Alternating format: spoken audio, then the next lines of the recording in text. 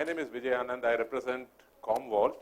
Commvault is a leader in the cyber resiliency space. I'm not sure how many of you have heard of cyber resiliency as an industry. It straddles between cyber security and something that is the traditional data protection. So we are a cyber resiliency company. What do we do? Well, we do everything that handles data. We are a 35-year company based in the US. We are listed in the stock exchange in New York. We are more than $1 billion worth company. We are cloud native. We have been there for on-prem many years, but now we are a cloud native company. So without much ado, let me dive into it, because my friend there said that we are probably running a bit late. So I'll go as fast as it allows. Very quickly on a cyber recovery timeline, me and animations don't go well together. So if I skip something, excuse me. So please be aware that when we are talking now, a ransomware, a malware attacker should have been already there in your environment, at least for the last 6 months, right? So on one fine day, which is usually a Friday night when resources are short-staffed, the most junior person is there manning your infrastructure, that's when an encryption event occurs, right? This is what we observed from all our customers worldwide. And then 1 o'clock in the night, there's a panic, and 5 hours, they identify that none of your applications are working, it's all logged, etc. Right? That takes 5 hours. And then there is an incident response plan that every company has, right? So you launched an incident response plan. This is by Saturday mid-afternoon that there is an IR plan that has been launched. At some point of time, you have to get your cyber insurer to come in. And cyber insurer, what does he do? The first thing that the cyber insurer does is say, don't do anything, right? We want to investigate everything before we give you a go-ahead. And they give you a go-ahead after 2 to 3 days of forensic analysis by Monday afternoon, or probably if you're lucky, Monday morning, right? Most probably it's Tuesday morning, they say, when the attack has happened on a Friday evening, that go ahead, now you can start trying to recover your data. And then you start rebuilding your primary IT functionality. What do I mean by primary IT functionality? It's your Active Directory, your emails, right? Before you even start recovering your workload, you need this communication channel, your Teams, your OneDrive, all those things need to be recovered and running first before you start recovering your data. And then you start your data recovery, which is anywhere between 7 days and 2 months, right? So it takes a lot of time to recover from the time an actual attack happens, right? So we have seen that many customers struggle for 3 months to re-establish their production environment. This is the NIST framework. It's been there for long. What we have seen is CISOs, many CISOs are now shifting right. Traditionally, the left side of it was all security driven. The second half of it is all backup and data protection driven. But CISOs are more and more concerned about data resiliency. And they are looking at what and all can I do apart from identify and protect and detect, right? Can I look at how do I respond? How do I respond quickly? How do I recover my data? These are all the concerns of CISOs nowadays, right? So the traditional security infrastructure and security concern has moved right, and Commvault is in across all the segments of the NIST framework. Right? The same NIST framework I wanted to bring you up to say where and all we are present. There are solutions for all the segments of the NIST framework. In interest of time, I'm trying to go a bit fast. So we have something called data security posture management. You have your security and firewall and endpoint perimeter security, but do you have security for your data asset? That's the hot and happening topic now, right? Do you have data security? Do you know who has access to which table? Do you know how long has that person got access to that particular database table? You don't want everybody to access all the parts of your databases. That's data security posture management. Early warning, right? So Commvault has solutions where we deploy sensors and deception techniques that can mimic your database, that can mimic your VMs, right? And so when an attacker happens, the hope is that they have actually not hit an actual database, but our deception masked setup. Then there are a lot of indicators of compromise for anomaly detection. It's all built into the solutions nowadays. Risk mitigation, you quarantine suspicious files during backup. So Commvault is the industry leader in saying that we look at your files before backup for malware, during the actual backup for malware. After the backup, you can replay the data in what we provide as a clean room, and You can look at forensics to look if there is any specific malware in the backed up file. That can give you an early warning. We have something called air-gapped immutable storage. That's nothing but actually a copy of your data which cannot be breached, because it's isolated, kept in a separate location, used only for recovery purposes. So this ties into the entire NIST security framework. So this brings me to the topic that I wanted to talk today about minimum viability. What is minimum viability? Each one has different definitions for minimum viability. But in our mind, a minimum viability is a minimum set of not just applications, people and process that you need to bring your business back online. Please assume that cyber attack is going to happen to each one of us. It's a question of when, not if. So when it happens, do you have the tools and capabilities to keep running your business? Can you run your businesses continuously, even when the cyber recovery happens? For that, the concept of minimum viability, or what used to be called as your crown jewels, becomes important. What is the cost of downtime for your organization, right? What's your company's minimum viability? That differs from a company, say, let's say in the manufacturing industry, to a BFSI, to a pharmaceutical company, or to a digital native company engaged in any of these activities. What's your confidence in your ability to recover these minimum viable workloads, right? And are there any mandates that you need to be aware of for recovery purposes?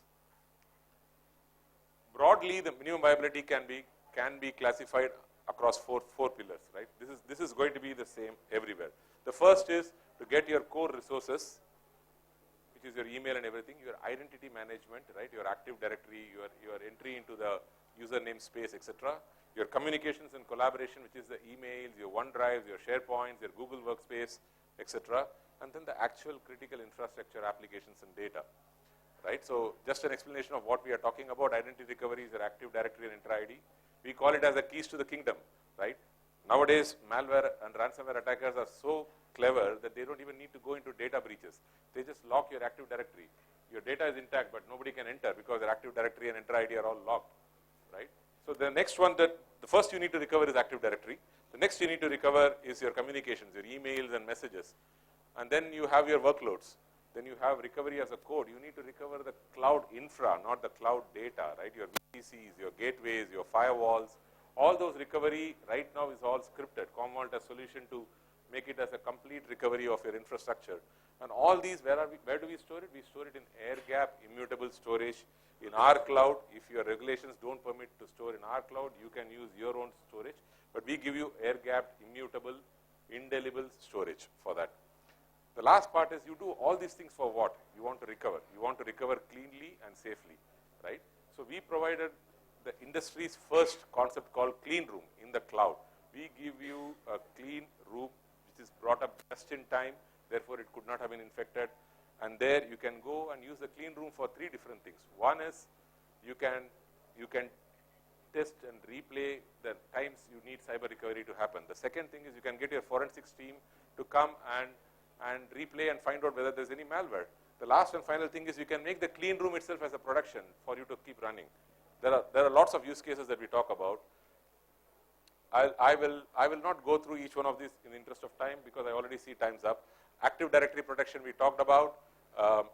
Why do we need Active Directory protection? I was talking to 2 or 3 people outside. It's just not only ransomware. There can be genuine mistakes that can happen, right? And you need to recover part of it. You can ask your Active Directory administrator when you get back to your work, can you do full forest level recovery? If your answer is no, Commvault is a place you need to look at. Right? There are several incidences, there are several reasons why you need to look for Active Directory recovery. Right?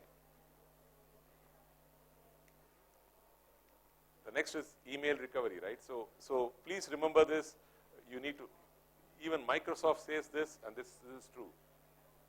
Protecting the data is the customer's responsibility, not Microsoft's responsibility. Microsoft provides you protection around it, but the actual data has to be protected by you, right? So why backup Microsoft 365?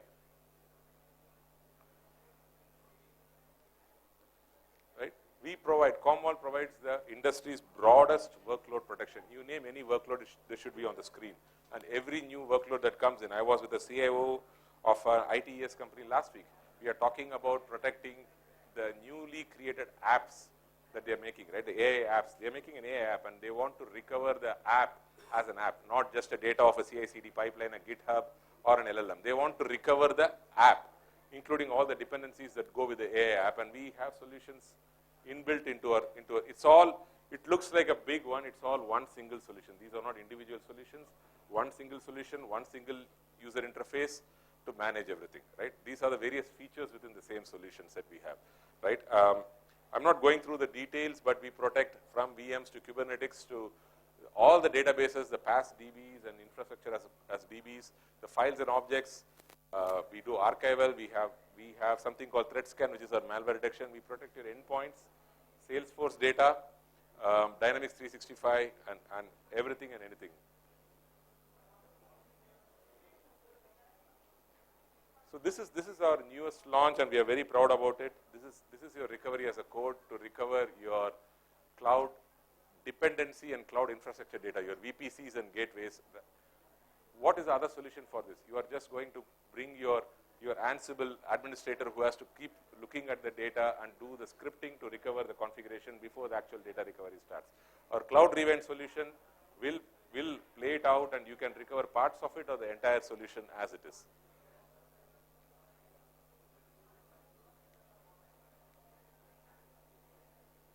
Right, so this is the point we wanted to highlight. You just can't restore the data. You have a lot of things on top of the data that you need to do to rebuild your entire cloud application environment, right? And Commvault will help you do with our cloud rewind solution.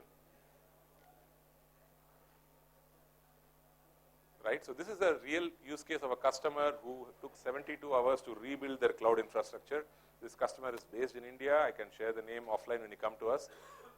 After implementing our solution, all they took is 32 minutes to recover 82,000 lines of recovery as a code. That's 3 petabyte of recovery. This is not data recovery alone. Let me re-emphasize. This is recovery of your cloud configuration followed by data recovery. Right? It finished in 32 minutes versus 72 hours. This is one of a very, very famous digital native customer. This is our immutable storage. You just, the ease of convenience is you just purchase 100 TB of storage, and then it's already immutable, indelible. Even if you want to delete the data, you have to have multi-factor authentication to delete the data, right? Even if you want to delete, you cannot delete.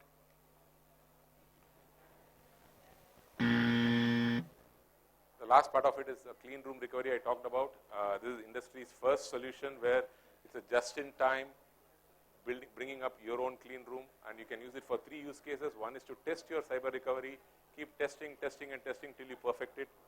The second is to bring your forensics team to do a forensic analysis of the data to identify which part of it is having the malware. And the last one is, in some cases, you can promote the clean room to be your production environment until your production environment is sanitized. With that, I bring this to a close. I know the time is short. I just wanted to give you a heads up on all the cool things that we are working on, and we'll be outside in the booth, and you can catch us anytime today. Thank you.